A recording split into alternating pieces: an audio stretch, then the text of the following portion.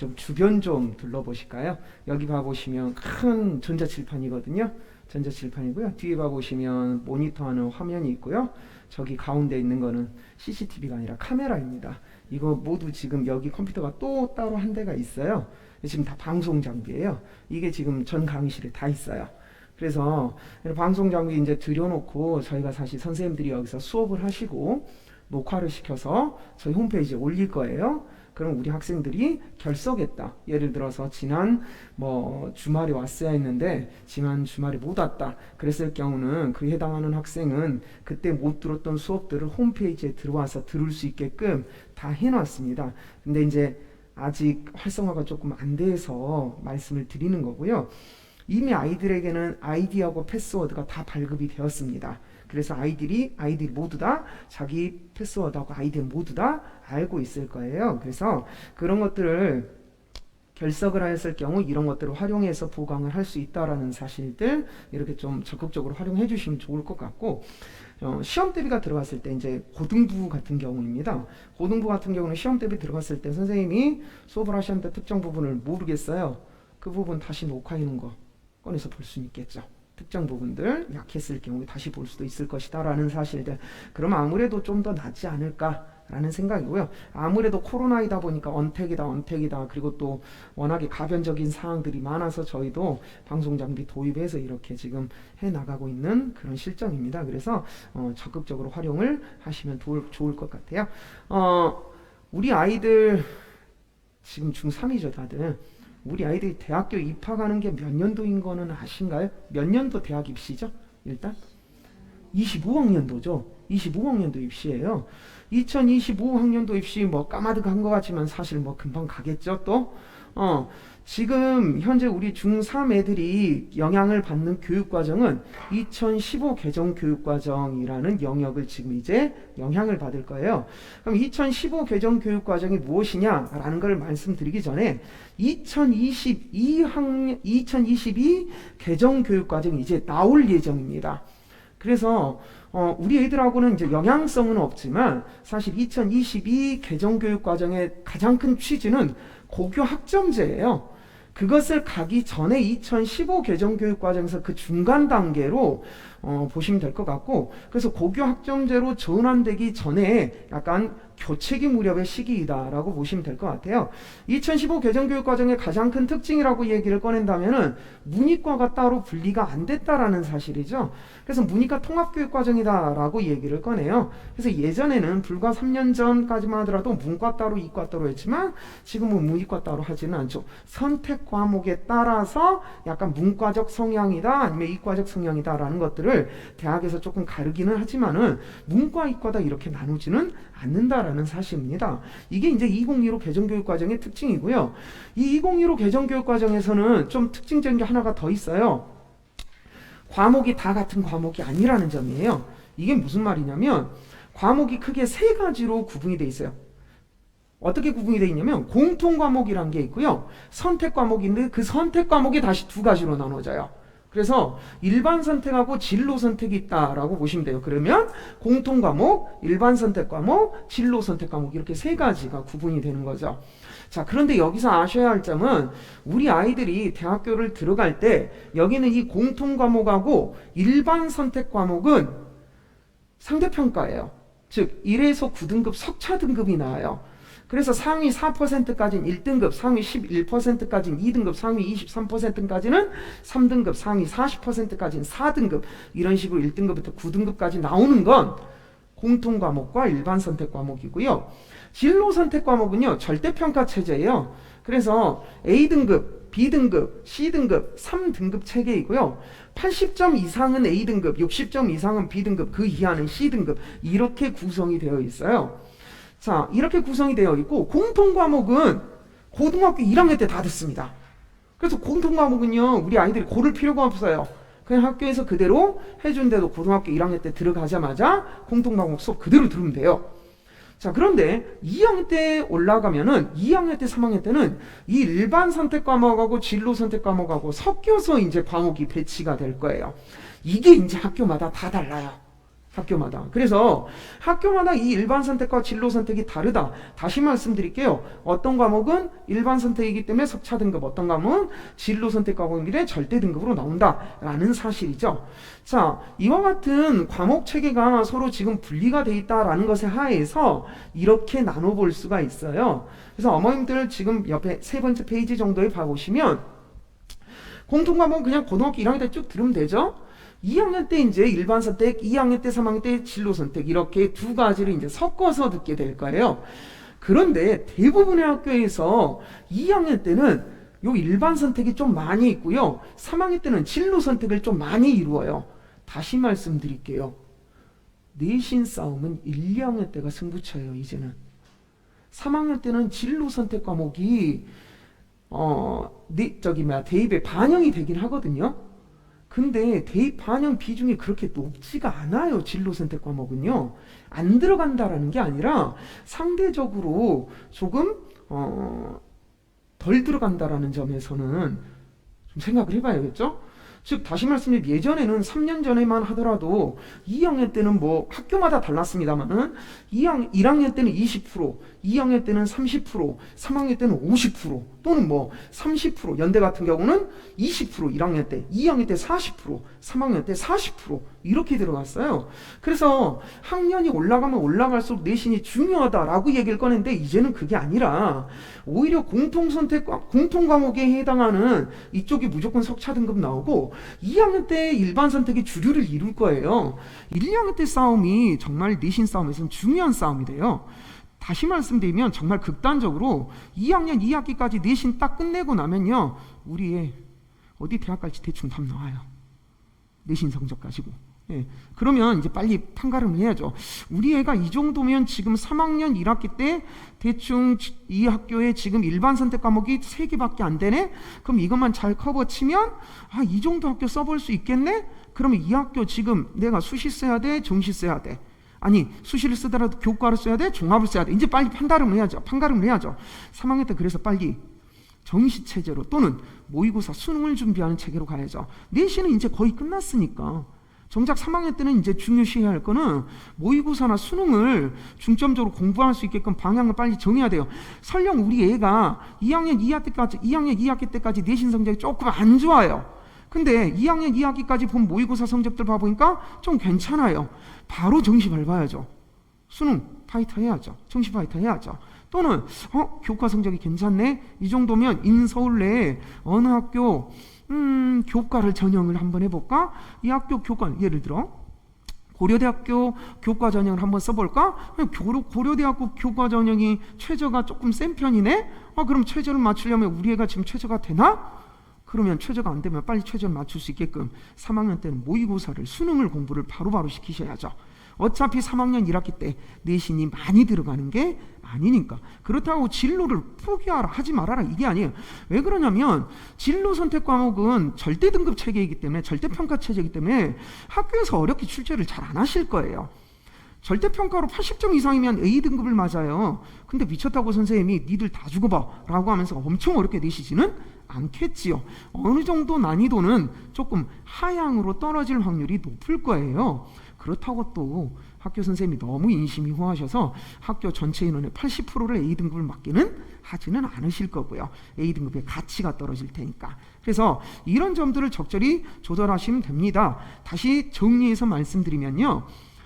공통과목 일반 선택, 진로 선택이 있다. 그 중에 공통과 일반 선택은 석차 등급이 나오고 진로 선택은 절대 등급 체계이다. 대학교별로 반영 비율이 다들 상이하나 그렇게 반영 비율이 높지는 또 않다라는 점들. 그렇기 때문에 석차 등급이 분류가 되는 여기 있는 이 1학년 때하고 2학년 때가 훨씬 내신 싸움에서는 중요한 쟁점 지역이 될 것이다 라는 겁니다. 그래서 1학년 때부터 밟아야죠.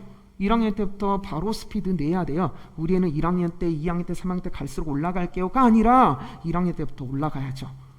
그러기 위해서는 지금 열심히 노력을 해야 할 중3의 시기인 것 같아요. 자, 그리고 우리 아이들이 이제 변화하는 점들 중에 하나가 기존하고 조금 많이 달라지는 게 자, 그 전에 여기 봐보세요. 지금 아까 말씀드렸던 공통 과목하고 일반 선택하고 진로 선택이 있잖아요. 여기 밑에 한번 살짝 봐보시면 여기에 도표가 제시되어 있어요. 학교마다 진로 선택을 이렇게 넣는 비중들이 다 달라요. 자, 여기 조그만 글씨로 조금 써놨는데 잠깐 봐보시면 연세대 같은 경우는 지금 어떻게 넣냐면 공통 과목으로 30%를 넣겠대요. 그럼 1학년 때 과목이죠. 일반 선택 50% 넣겠대요. 일반 선택은 주로 2학년 때 3학년 때 하죠. 자, 진로 선택 과목은 20%를 넣겠다라고 얘기를 꺼냈어요. 그렇기 때문에 상대적으로 그렇게 높지는 않죠. 그런데 또 서강대 한번 봐보실래요? 서강대 같은 경우는 공통 일반 모두에서 800점을 집어넣고 진로 선택은 성취도에 따라서 100점만 집어넣겠다. 상대적으로 어떤가요? 조금 비중이 낮은 편이죠. 진로 선택들이. 그래서 우리가 감안해야 할 점은 이러한 진로 선택들이 안 들어간 건 아니지만 퍼센트들이 그렇게 높지는 않기 때문에 3학년 때 오히려 내신에 좀 더 신경을 쓰는 것보다는 1학년 때처럼 보다는 방법을 좀 전환시켜서 우리 아이가 성적이 어느 정도 나왔으니까 대학교 어느 정도 갈만하겠다. 그러면 정시로 뚫어버리든 아니면 최저를 맞춰서 합격을 시킬 것이든 방향성을 빠르게 전환을 시킬 필요가 있을 것 같아요. 그래서 결론적으로 얘기를 꺼내는 건 1학년 때, 2학년 때가 내신 성적은 중요하다라는 것들. 그래서 일찌감치 고민을 해야 할 것 같다라는 것들. 이런 것들을 좀 생각을 해보시면 될 것 같아요. 지금 사실 작년, 올해, 내년 지금 계속해서 입시가 조금씩 바뀌거든요. 아니 왜 이렇게 자꾸 바뀌냐. 같은 2015 교육과정이라 해도 왜 이렇게 다르냐라고도 얘기를 꺼내실 거예요. 제가 이제 정치적인 얘기는 아니고요. 그냥 딱 얘기를 꺼내드리면 그놈의 학생부 종합이라는 게 스펙의 세습이다라는 말이 하도 많이 나오고 있어요. 부모의 스펙이 세습된다 라고들 얘기를 꺼내죠. 그래서 뭐 이제 조국 교수와 관련된 이야기들도 많이 있고요. 이런 것들이 이제 눈 가리고 아웅이 될 수 있다. 즉 공정성에 대해서 논란이 많이 불거졌어요. 그렇기 때문에 이런 것들이 문제가 된 거죠. 단적인 예로요. 우리 학교, 우리 학생들 담임선생님이요. 고등학교 2학년 때 담임선생님인데 고3을 10년 동안 하시다가 잠시 쉬시려고 내려왔어요. 담임선생님이 그 선생님하고 어떤 반 담임선생님은 이제 막 초임으로 부임한 선생님이세요. 젊은 선생님이죠. 자, 이 두 선생님이 쓰는 학생부가 같을까요? 다를까요? 라는 거예요. 로또죠. 담임선생님이 어떤 선생님이 배정받느냐에 따라서 학생부가 달라질 수 있는 이 로또가 생겨버린 거예요. 즉 선생님들 간의 격차도 문제가 생겨버린 거예요. 그렇기 때문에 예전에는 학생부가 A급 학생부라고 하면 30장이 나와버렸어요. 분량이 엄청 많았어요. 거의 석사학위 논문 분량인데 논문 분량 좀 넘어선대요. 그 정도면. 그런데 이런 것들을 선생님 간의 격차도 심하지, 선생님들의 업무 부담도 심하지. 그렇기 때문에 어떤 일을 만들었냐면 교육부에서 어떤 표준안을 제시를 하기 시작을 했어요. 그래서 선생님들을 원격 연수를 시키고 학생부 기재에 관련된 교육을 시키기를 시작을 했다라고 얘기를 꺼냈어요. 그러면서 동시에 학생부를 축소시켰어요. 그래서 기재할 수 있는 사항들을 많이 폐지를 하고 또는 축소를 시키고, 그게 여기 제시된 거예요. 우리 아이들 거는 2025학년도죠. 여기 봐보시면 현 고1이에요. 우리 아이들은 중3이잖아요. 그러면 이쪽 걸로 보시면 되죠. 이쪽 걸로. 이쪽 걸로 보시면 될 것 같아요. 자, 그러면 여기 한번 봐보시면 벌써 봐보세요. 지금 올해 대학교 1학년 애들 들어간 거하고 우리 애들이 들어갈 때하고 완전 다르죠. 완전 다르죠. 이렇게 지금 전체적으로 뭐 하고 있어요? 축소 다 기재가 미기재 이런 식으로 지금 바뀌어가고 있어요. 기존에는 봉사활동 같은 경우도 봐보시면 유명하죠. 자동봉진 4가지 비교과. 그렇죠. 일명 4가지 자동봉진. 한 아이가요 자율활동 봉사활동 9개씩을 해요. 미친 거죠. 고등학교 생활을 하는데 스펙을 쌓기 위해서 비교과 활동을 9개를 한대요. 너무 말도 안 되는 숫자예요. 그거 근데 학생이 온전히 다 할 수 있을까요? 라는 의문점들이 들고요. 그래서 이런 것들을 지금 어때요? 자율동아리 이제는 아예 넣지 않겠대요. 그리고 청소년 달차활동 이런 것들 미기재하겠대요. 우리 애들 때는 이제 해당 사항 아니지요. 봉사활동도 봐보세요. 기존에는 봉사활동 어디서 딴 데서 몇 시간 했다 가져가면 되는데 이제 이거 안 통해요. 이게 안 통하고 봉사활동 무조건 안 적겠다가 아니라 학교 단위에서 하는 것들, 선생님이 주최해서 하는 거, 학교에서 주최해서 하는 거. 그래서 이런 것들은 적용할 수 있겠다. 그러면 앞으로 우리 애들이 봉사활동할 때는 학교에서 하는 것들은 무조건 신청해서 가서 해야죠. 봉사활동들. 그래서 이런 것들이 지금 변해가고 있다라는 것들입니다. 수상 경력은요, 예전엔요 제한이 없었어요.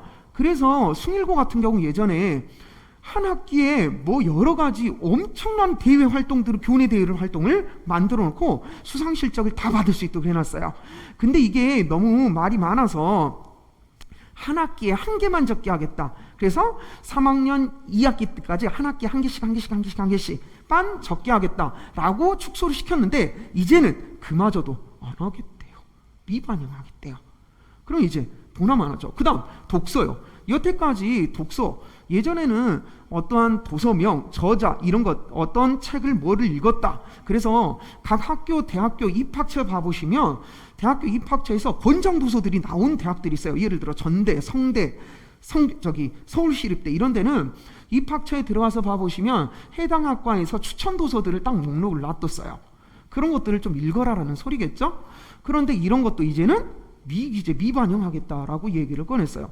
그러면 대학교 측에서는 문제가 되겠죠. 대체 뭘 보고 학생 뽑아라? 라는 거냐. 학생부 종합이라는 게 내신 성적에다가 비교과가 50%가 들어가는데 비교과에 해당하는 여러 가지 기재사항들을 죽여버리면 게다가 뭣도 안 적어요? 자소서도 안 적어요. 그럼 뭘 보고 판단해야 돼? 라고 얘기를 꺼내겠죠. 대학들에서는. 그럼 뭘 가지고 판단할까요? 점점 중요해지는 건 성적이죠. 그 다음 면접이죠. 이제는 심층 면접 때리겠죠. 이런 것들이 지금 되는 거예요. 그리고 또 여기서 자소서 같은 거라든지 이런 것들을 지금 다 못 적게 하고 하니까 각 대학교 단위에서는 이제 뭐 세특은 하나 안 건드렸어요. 특이한 거. 그러면 당연히 세부 능력 및 특기상 굉장히 중요하겠죠. 그렇기 때문에 우리 아이들 시기에는 이런 비교과가 대폭 축소되었다. 그러면서 중요해지는 거 세특, 성적, 면접 이게 이제 중요하게 될 것이다 라는 점이에요.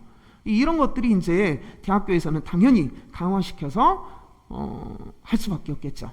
이런 점들이 이제 변해가는 점들이라서 우리 아이들 때는 이제 아무래도 그런 면접들이 꽤나 중요한 승부수가 될 수 있을 것 같아요. 그래서 이런 것도 아마 나중에는 뭐 전문 면접 수업이라든지 뭐 이런 것들이 또 생기겠죠. 뭐 지금도 있어요. 사실 의대 면접 같은 거 전문적으로 하는 학원들 서울권에 있잖아요. 오죽하면 매년 말에 우리 지금 면접 보러 가야 돼요. 서울까지 왔다 갔다 하세요. 주말마다. 성적이 나오니까 우리 면접 좀 봐야 할 것 같아요. 면접, 광주에는 뭐가 없으니까 서울까지 당일치기로 KTX 타고 가가지고 비싼 돈 들여서 2주 정도, 3주 정도 교육받고 면접 보러 가고 그러기도 해요. 이런 것들이 이제는 조금은 생길 수도 있겠다라는 점들. 그래서 뭐 보시면 된다? 여기 쪽 보시면 우리 아이들 이런 것들이 있구나라고 이제는 점점 축소되고 있구나. 세특이 중요하다라는 것들, 성적이 중요하다라는 것들 보시면 될 것 같습니다. 다음 페이지 넘어가 볼까요? 전체적으로 몇 년 전부터 얘기 나오기 시작했어요. 대입에 있어서 수시하고 정시로 크게 두 가지로 나누어지죠. 근데 그 정시라는 것은 수능으로 가는 게 이제 정시라는 거고, 수시에는 또다시 수시 교과, 수시 종합, 수시 논술, 수시 적성 이런 것들로 지금 나누어져요. 그런데 이 중에 수시 논술, 수시 적성을 대폭 축소시키고 정시를 확대시켰어요. 그리고 인서울권 내에는 수시 교과가 많지 않았는데 수시 교과를 확대를 시켰어요. 그러면 전체적으로 지금 대입에서 대략 한 대학교들 단위에서 40%가 정시이고 나머지가 수시인데 그 나머지의 수시도 수시 교과 또는 종합이다. 거의 그 정도다. 수시 논술하고 적성은 굉장히 축소가 되고 있다라는 점들 같이 봐보시면 돼요. 자, 그런데 수시 교과라는 거는 오로지 올 내신만 가지고 거의 보는 거예요. 내신 성적이 제일 중요하죠. 내신 100%이니까. 그런데 거기 하나가 더 단서가 달렸어요. 최저이죠.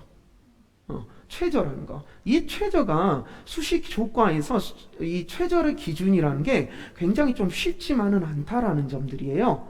최저 기준을 맞추는 게. 그래서 내신 성적만 나온다고 해서 절대 이제 대학 가는 건 아니라는 사실이고요.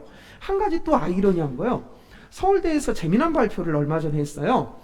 정시는 기존에 수능만 가지고 판단을 했어요.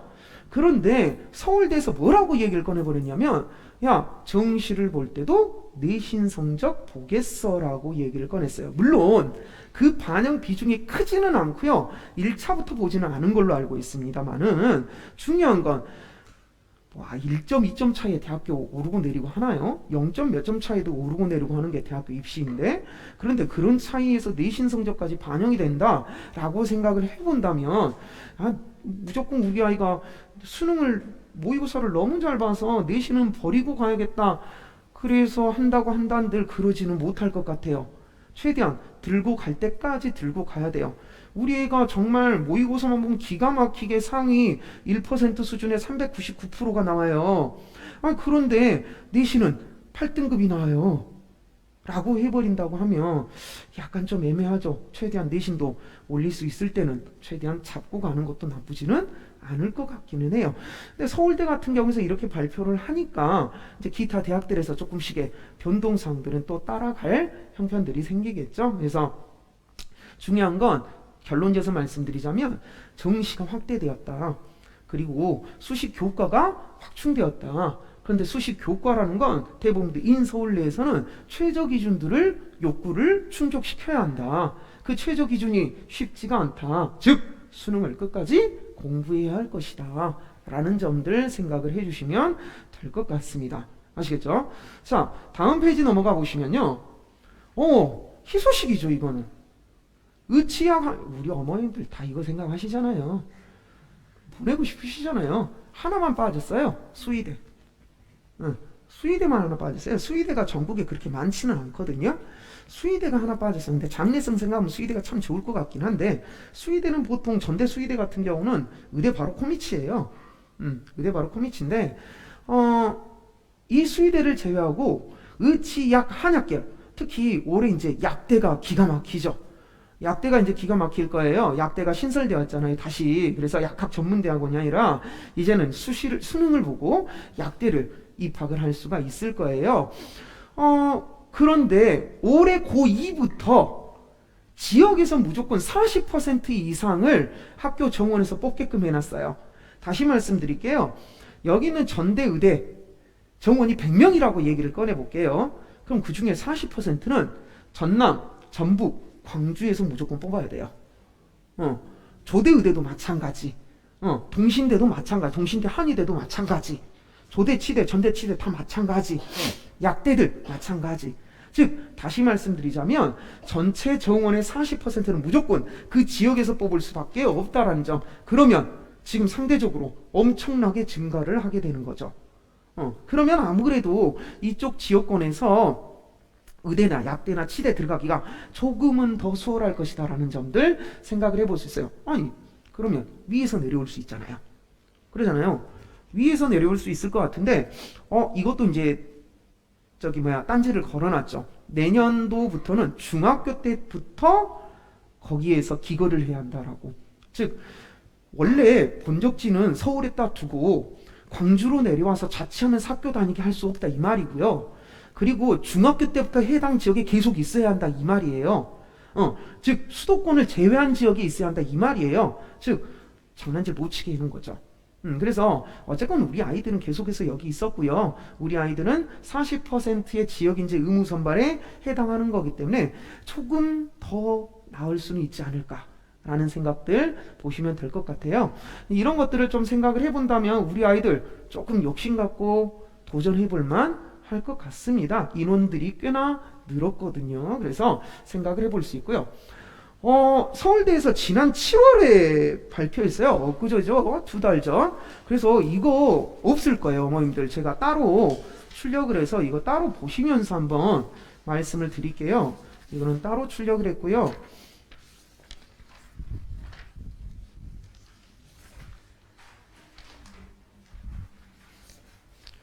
서울대에서 지난 7월에 발표한 내용인데 이게 무슨 내용이냐면 지정을 해놨어요. 지금 봐보시면 거기에 타이틀에 2024 학년도 대학 신입학생 입학 전형 예고라고 지금 써져 있죠. 그래서 이제 우리 친구들은 이것에 해당하는 거기 때문에 여기 봐보실래요? 지금 핵심 권장 과목이라는 게 있고요. 그 다음에 권장 과목이라는 게 있어요. 자, 그런데 핵심 권장 과목 한번 읽어보세요. 뭐라고 얘기를 나왔었죠? 필수적으로 이수를 해야 한다. 이거 반드시 들어야 이 학과 들어갈 수 있어요. 그런데 애매한 건 이놈의 권장 과목이에요. 말 그대로 뭐라고 했어요? 공부하기 위해 이수를 권장하는 과목이다 라고 했으면 이걸 들어야 돼 말아야 돼? 라는 이제 문제점에 빠지게 되죠. 학교 측에서는 뭐 그렇게 관여 안 하겠다, 필수적인 것만 무조건 들으면 괜찮다라고 했는데, 그런데 이거 가만히 봐보면 권장 과목도 해야 할 것 같은 느낌이 들거든요. 그런데 지금 봐보시면 대부분 공대 계열들은 물리 2를 들어야 돼요. 그러면 아이러니한 건 물리 2를 들어야 한다는 건 2학년 때 물리 1을 들어야 물리 2를 들을 수 있어요. 즉 각 학교별로 솔직히 말씀드리면 과학 선택 과목에서 물리 잘 선택 안 하거든요, 이들이요.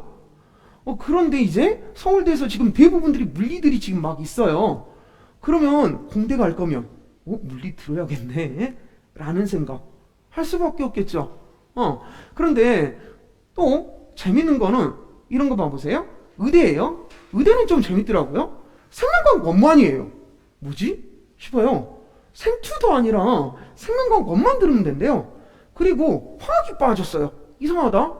아니 양리학이라든지 이런 것들을 좀 하면은 당연히 화학이 쓰일 텐데 화학이 빠졌거든요 지금. 그래서 좀 의아해요. 그래서 생명과학 1만 지금 들어갔다라는 점들. 반대로 약학계열은 화학하고 생명이 필수죠. 그럼 여긴 답이 없어요. 서울대 약대 들어갈 거면 화학생명 선택을 하는 수밖에 없을 것이다 라는 점들. 그 다음 또 이제 이런 것들 봐보시면 문제가 이제 생기는 게 이런 거예요. 수리과학부나 통계학과, 여기는 제시가 안 되어 있습니다만은 수학교육과 이런 학과는요 미적, 확통, 기하를 동시에 다 들어야 돼요. 근데 이제 여기서부터 이제 문제가 생기는 거예요. 일단 요거 조금 이따가 말씀을 드릴 텐데 미적, 기하, 확통을 다 들어야 한다라는 사실이에요. 그런데 현행 지금 고등학교들, 주변에 고등학교들 교육과정들 한번 봐보시면 그게 못 들을 수 있는 학교들이 몇몇 학교가 있어요. 이렇게 되면 학교 측에서 이제 바뀔 건데 조금 이따가 말씀을 드릴게요. 일단은 자, 어쨌건 지금 학교에서 핵심 권장 과목을 서울대에서는 지정을 해놨어요. 이게 지금 다가 아니에요. 제가 일부만 편집해 놓은 거이고요. 다는요 저희하고 유튜브 혹시 보시나요? 유튜브에 매주 올라와요. 이런 정보들이요. 지난 7월 달에 이거 발표하고 저희 학원 선생님께서 이거 만들어서 유튜브에 올려놨어요, 사실은.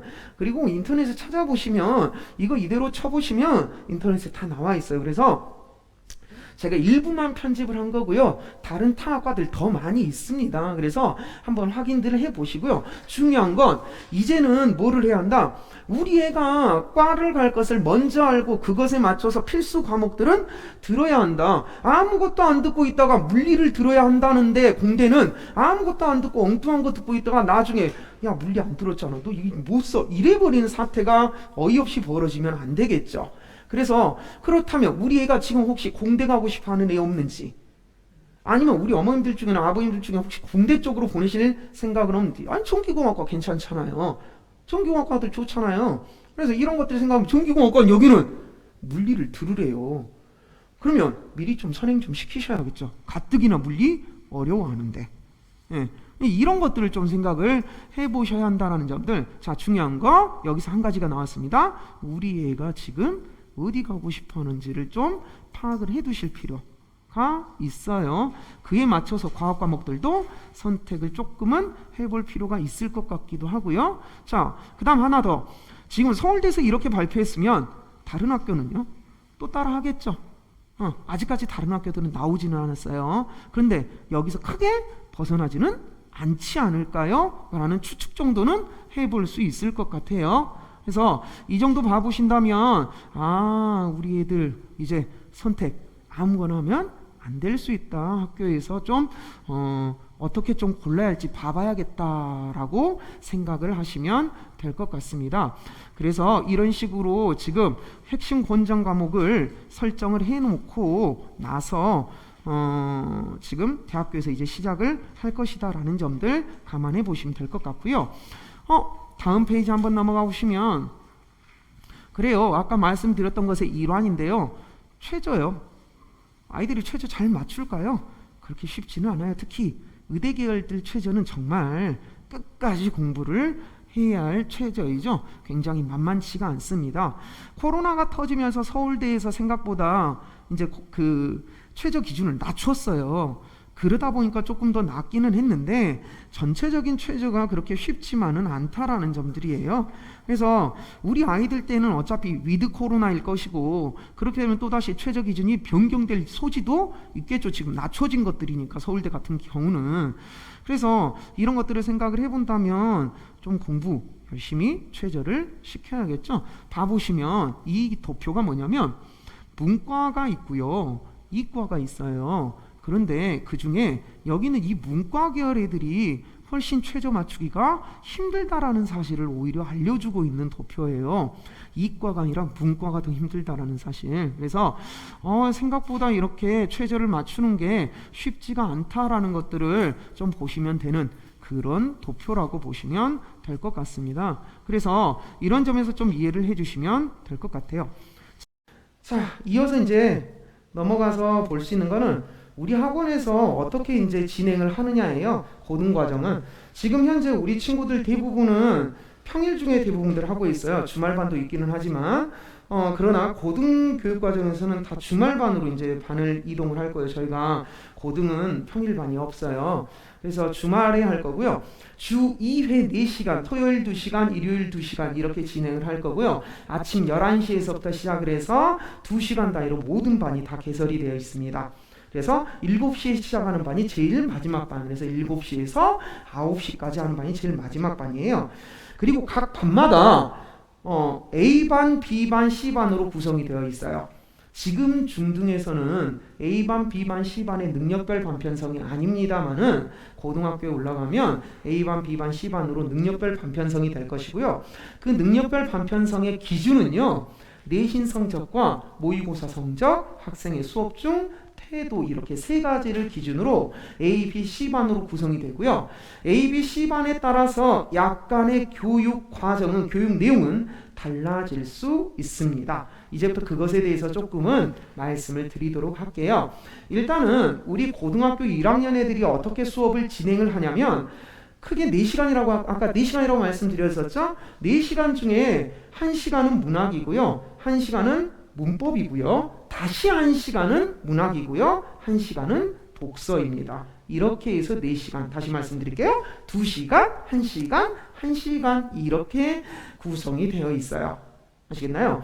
자, 그런데 요런 것들이 이제 고등학교 2학년 때는 살짝 또 달라져요. 고등학교 2학년 때는 살짝 달라지는 게 먼저 고등학교 2학년 때는 아까 보셨다시피 화법과 작문이냐 언어와 매체냐라고 이렇게 두 가지로 국어도 선택 과목이 생겼어요. 그러다 보니까 저희도 고등학교 2학년 때는 큰 틀에서는 4시간은 맞습니다. 2시간이 문학인 건 똑같아요. 1시간이 독서인 것도 똑같아요. 즉 고등학교 1학년하고 고등학교 2학년하고는 독서하고 문학 시간은 똑같습니다만은 남은 1시간이 이제 우리 아이가 언어와 매체 반이냐 아니면 화법과 작문 반이냐 이 둘 중에 하나를 선택해서 수업을 듣게 될 거예요. 네, 그래서 2학년 때 교육과정은 언매냐 화작이냐에 따라서 저희 학원에서 또 언매반, 화작반 따로 이렇게 수업을 하게 될 거다. 대부분의 학원에서는 이렇게 선택 과목 해주지는 않습니다. 이렇게까지 해주진 않아요. 그래서 선택 과목을 이렇게 해준다라는 것들. 그래서 선택 과목에 맞추어서 특히 화작 같은 경우는 많은 문제들을 좀 풀려볼 거예요. 그래서 지금도 저희 학원의 화작반 아이들은 매주 숙제가 항상 고정적으로 나가요. 2개에서 3개 정도의 화작 문제를, 즉 다시 말씀드리면 20에서 30문제 정도를 화작 문제를 매주 풀어와야 돼요. 그리고 그것을 바탕으로 틀린 것들 오답 정리 앞에서 선생님들이 질문 받고 해주고 저는 그렇게 진행을 하고 있어요. 그래서 이런 것들 하고 있다. 당연히 언어와 매체는 문법이에요. 문법이니까 수업을 쭉 진행을 하겠죠. 그 문법 문제들도 역시 다 뭐 여러 가지 문제들을 굉장히 다층적으로 구성을 해놨다라고 보시면 될 것 같습니다. 그런데 고3은요. 주 2회 4시간에서요. 고3은 주 1회 3시간으로 줄어듭니다. 그런데 그럴 수밖에 없는 게요. 고등 3학년 애들을 자꾸 오라가라 하기가 힘들어요. 시간 누수가 심해서 대신 한 번 와라. 한 번에 3시간 빡. 이 정도 집중력은 이제 된다라고 보거든요. 그래서 한 번 와서 주 1회 3시간 하고 진행하면 아이들 힘이 빠져나가죠. 힘들기 때문에 수업이. 그만큼 수업의 강도는 셀 수밖에 없을 겁니다. 수업을 저도 이제 고3 수업을 들어가는데 수업하는 저도 힘들지만 아이들도 분명한 건 조금은 힘들 거예요. 그러면 할 말이 너무 많고 정보량이 많기 때문에 그런 것들을 최대한 압축시켜서 수업을 하기 때문에 이런 것들을 좀 정신 놓고 있었다가는 집중력 깨졌다가는 뭐 놓쳐버리죠. 사실 그렇기 때문에 좀 집중을 잘 요구하고 있고요. 이런 식으로 지금 하고 있고 고3 교육과정은 굉장히 수시로 변화를 합니다. 그러니까 같은 연도여도 1월달, 2월달, 3월달, 4월달 조금씩 다 달라져요. 왜 그러냐? 중요한 시기가 다 따로 있기 때문이에요. 지금 같은 경우는 이제는 무엇밖에 없겠어요? 수능밖에 없겠죠. 9평도 끝났고요. 그래서 9평 끝난 지 얼마 안 돼서 평가원 이번 주에 고3은 평가원 문제들을 전반적으로 한 2년치, 3년치는 분석을 다시 할 거예요. 다시라는 건 전에 했다라는 소리죠. 다시 할 거고요. 아울러서 지속적으로 모의고사 일주일에 2개에서 3개씩 모의고사 풀리고 있어요. 그거 저도 다 풀고 있어요. 죽겠어요. 1년에 제가 모의고사 푸는 게 대체 몇 개인지 셀 수가 없는데 아이들도 풀리다 보니까 저도 풀어야죠. 질문 받아줘야 하니까. 그러다 보니까 일주일에 2-3개씩 우리 아이들도 풀고 선생님도 풀고 그런 것들을 이렇게 교재로 이제 수업 준비 내용으로 만들어서 수업을 해요. 네. 실제로 이거는 이제 평가원 분석을 한 건데요. 좌측은 6월 평가원 분석이고요. 우측은 9월 평가원 분석인데 이거 어디에도 없어요. 선생님들이 다 선생님이 만든 거예요. 그래서 이렇게 만든 거예요. 어떻게 나오는지 한번 봐보시면 재밌는 거 잘 안 보이실 텐데 제가 그냥 읽어볼게요. 6월 평가원에 나온 10번 문제였는데 답은 3번이었지만 2번의 선택지를 보자라는 거예요. 2번에다 체크를 해놨는데 제가 읽어볼게요. 잘 안 보이실 테니까. 사람은 이성적이고 타산적인 존재이자 감각적 존재라는 말이 나왔어요. 이게 맞는지 틀린지를 봐야 하거든요. 결론은 이게 맞는 말이거든요. 답안의 근거를 찾기 위해서 지문을 분석을 하죠. 이성적이다, 타산적이다, 감각적이다. 세 단어 기억하세요? 여기 봤더니 세 번째 줄에 자유와 행복을 추구하는 이성적 인간 나왔어요. 근데 타산적인 존재이다 라는 말은 어떻게 나왔냐면 그 말이 그대로 나온 게 아니라 대가 없이 내어놓지 않는다. 대가가 없다는 건 계산성이 있다는 건 계산성이 있다는 건 타산적이다라는 말이잖아요. 그래서 여기서 이상적이다, 여기서 이성적이다, 여기서 타산적이다. 마지막에 감각적 존재라는 말을 어디다 던져놨냐면 저 밑에 여기에 인간이 감각적 존재라는 사실이라고 얘기를 던져놨어요. 그럼 하나의 선택지를 지금 여기서 하나, 여기서 하나, 저 밑에서 하나 아이들이 찾기가 쉬울까요? 근데 이거 아이들 안 찾아요. 생각보다 안 찾아요. 아니 답이 3번이어서 3번 맞춰버리면 그냥 넘어가기도 하거든요. 그렇게 오답률이 높았던 문제가 아니었기 때문에 답은 쉬웠어요. 근데 이런 선택지를 아이들은 그냥 넘어가죠. 어디서 나온지는 아나? 설명이 어디에 나와있지를 않거든요. 어디 나와있지를 않으니까 아니 찾아보세요. 자신있게 말씀드리는데 안 나왔어요. 그래서 EBS에 있어서 봐도 이렇게는 얘기가 안 나왔기 때문에 하나하나 야 손지가 저 단어 여기 쫙 여기 있어 라고 하니까 글을 전체적으로 읽어야겠죠. 글을 전체적으로 읽는 능력이 없으면 그래서 독서가 어렵다라고 얘기를 꺼내는 거예요. 이건 하루아침에 되는 게 아니다라는 거죠. 그래서 이런 것들을 분석을 해서 아이들에게 나누어 주고 그리고 이런 것들 야 이 선지는 이렇게 나왔어 이런 거 한번 봐봐 문제는 쉬웠는데 이렇게 나온다 이게 평가원 유형이거든요. 이 평가원 패턴이에요 이게. 그래서 이런 패턴으로 나온다 아이들아 보자 라고 얘기를 꺼내요. 자 아무튼 방금 전에 말씀드렸던 이 고등교육과정 1학년, 2학년, 3학년이 모두 다 다르다라는 사실 그리고 그 각 학년별로 A반, B반, C반으로 구성된다라는 사실. 그 A반, B반, C반이냐에 따라서 수업 내용이 달라진다라는 건데 방금 전에 보셨죠? 이거요. 올해 고3 평가원 건데요. 고2는요. 당연히 다 아니, 고3은요. 당연히 다 했어요. 고2도 이제 내일 모레가 고3이라 고2도 요거는 다 했어요. 고1은요. A반만 했어요. 네, A반만 했어요. 그러면 고1 A반 애들은 한 번 보고 또 한 번 보고 넘어가겠죠. 내년이 되면. 그러나 고1 A반 아닌 애들은 아무래도 지금은 못 보겠죠. 하지만 이 정도를 보기 위해서 고1 다른 B반, C반 애들은 더욱더 노력을 해야겠죠. 그러기 위해서 살짝의 차등은 두었다라는 점. 차별이 아니에요. 차별이 아니고 각각의 능력에 맞추어서 볼 수 있는 능력들을 저희가 보고 나서 판단을 하는 것이기 때문에 그에 맞춰서 저희가 진행을 하고 있습니다. 괜히 나중에 오해하지는 말아주세요. 저희가 우리 아이들을 뭐 너는 하지마 이렇게가 아니고 되도록이면 볼 수 있는 눈들이 어느 정도 길러졌을 때 봐야 하지 않을까라는 생각이 좀 들어갑니다. 뭐 이제 조금만 한 10분만 더 7분만 시간 더 주시면 간단하게 안내하고 마무리 지을게요. 조금 길어졌습니다만은 시험 대비 고등은 시험 대비 한 달입니다. 한 달 4주를 풀로 진행을 할 거고요. 학교별로 아무래도 경향이 다 달라요. 그래서 학교별로 시험 대비하는 것도 조금씩은 상이합니다만은 큰 틀에서 말씀을 드릴게요. 이 주변의 대부분의 학교는 교과서, 부교재, 모의고사 이런 것들이 대부분의 시험범이에요. 그래서 먼저 교과서에 있는 내용과 해당하는 부교재에 있는 내용에 대한 작품에 대한 이론 설명, 그리고 교과서에서 핵심이 되는 지문들 이런 것들은 당연히 선생님들이 설명을 다 하실 거고요. 관련된 기본적인 문제들 풀이, 그리고 연계되는 EBS 문제, 연계되는 모의고사 문제 이런 것까지 하고 마지막에는 소수령 대비를 위한 학습활동 암기들 확인 체크하는 것까지 저희가 이렇게 단계별로 구성을 되도록이면 하고 있고요. 학교마다 조금씩은 상이합니다. 많은 큰 틀에서 이렇게 진행을 하고 있다라는 점들 같이 봐주시면 될 것 같아요. 그래서 그 뒤에서는 그러한 것들이 나와 있어요. 이거 지금 봐보시면 선생님이 만드신 자료예요. 이거 만든 자료, 컴퓨터로 만드신 자료예요. 이거. 그래서 봐보시면 다 일일이 지금 쓴 거거든요. 컴퓨터로요. 요새 PDF 파일 다 이렇게 쓸 수 있게끔 해놨어요. 그래서 이렇게 해서 지금 기본적으로 EBS에 있는 그런 것들이 이렇게 깔끔하게 이제 만들어서 수업을 할 거고, 당연히 이런 것들이 이제 수업을 하고 나서 뭐 문제풀이까지 진행을 좀 더 할 거고요. 이런 것들을 좀 진행하겠습니다.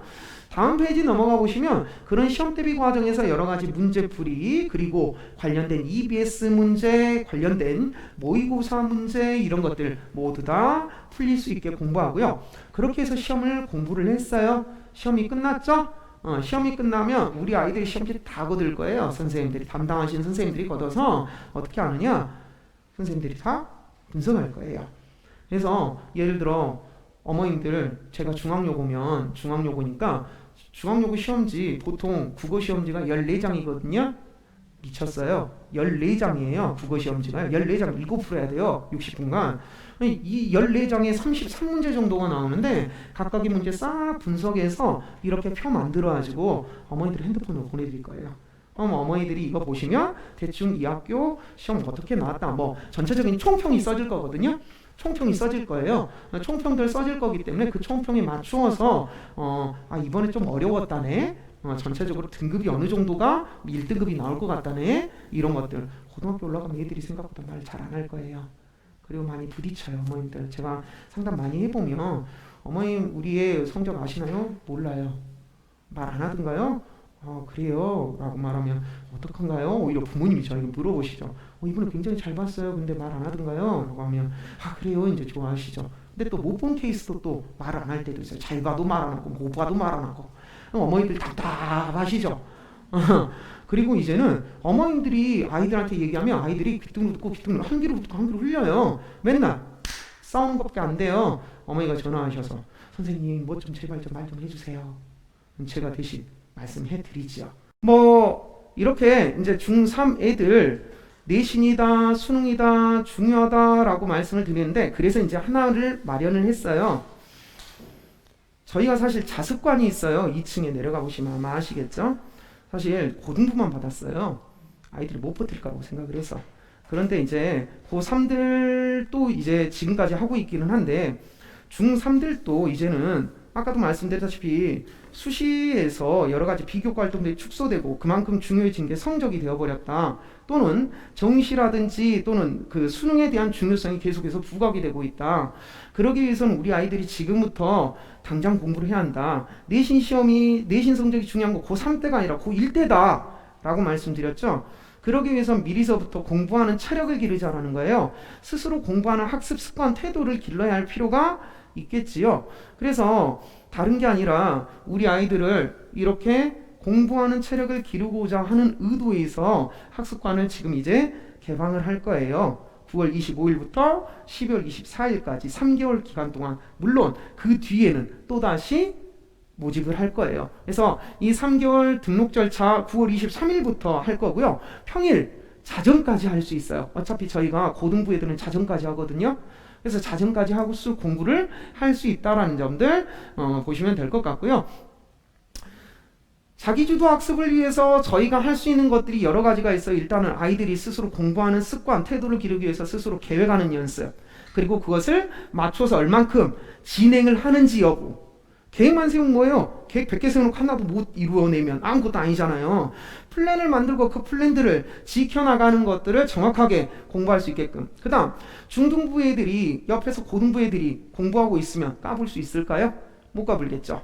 조용히 공부해야겠죠. 언니 오빠들이 공부하고 있는데 그러면 아무래도 어떻게 좀 주변의 분위기 보고 공부를 할 수밖에 없다라는 점. 그 다음 튜터도 있어요. 튜터. 아이들이 모르는 거 질문할 수 있게끔 의대생 튜터가 있어요. 카톨릭대 의대예요. 저희하고 나온 애고요. 그래서 카톨릭대 의대가 의대 학생이 지금 본과 이제 1학년 2학인데 그 친구가 모르는 과목들 또는 수학, 특히 과학, 영어 이런 것들은 모르는 것들은 질문받아서 해결을 해줄 수 있을 것이다 라는 점들 이렇게 좀 보시면 될 것 같고요. 당연히 들어오면요. 핸드폰은 전부 압수입니다. 그래서 처음에 압수보다는 자율적으로 반납을 하죠. 그렇지만 다 낼 수밖에 없을 거고요. 그 다음에 아무 때나 들락날락 할 수 없어요. 아이들이 집에서 공부하다 보면 좀 집중 있게 공부 좀 했으면 좋겠는데 들어놨다 놨다 일어섰다 앉았다 그러지 않고 시간표가 이렇게 제시가 되어 있습니다. 아침 8시 30분까지 와서요. 10시 10분까지 하고요. 10시 30분부터 하고요. 12시까지 하고요. 점심 먹고요. 그리고 또 다시 쭉쭉쭉쭉쭉쭉 시간표가 제시되어 있는 대로 일과표대로 공부를 하게 될 거라는 점들. 아이들 처음에는 힘들겠죠? 언제 100분 동안 앉아서 공부해 봤을까요? 라는 점에서 이렇게 해서 좀 체력을 기르고 엉덩이 붙이는 힘을 좀 길렀으면 좋겠다라는 취지에서 보시면 될 것 같고, 사실 이러한 시스템은 서울에 있는 메가스터디의 시스템이에요. 그래서 이런 것들을 그대로 사실은 도입을 한 거고요. 우리 중학교 애들을 위해서 학습관에서 해줄 수 있는 거 주 1회 모의고사 풀릴 거고요. 모의고사뿐만이 아니라 수학 같은 경우나 영어 같은 경우도 영어 단어 시험 계속해서 볼 거거든요. 이런 거 다 지금 진행을 할 거기 때문에 9월 23일 경부터 저희가 집중적으로 받도록 하겠습니다.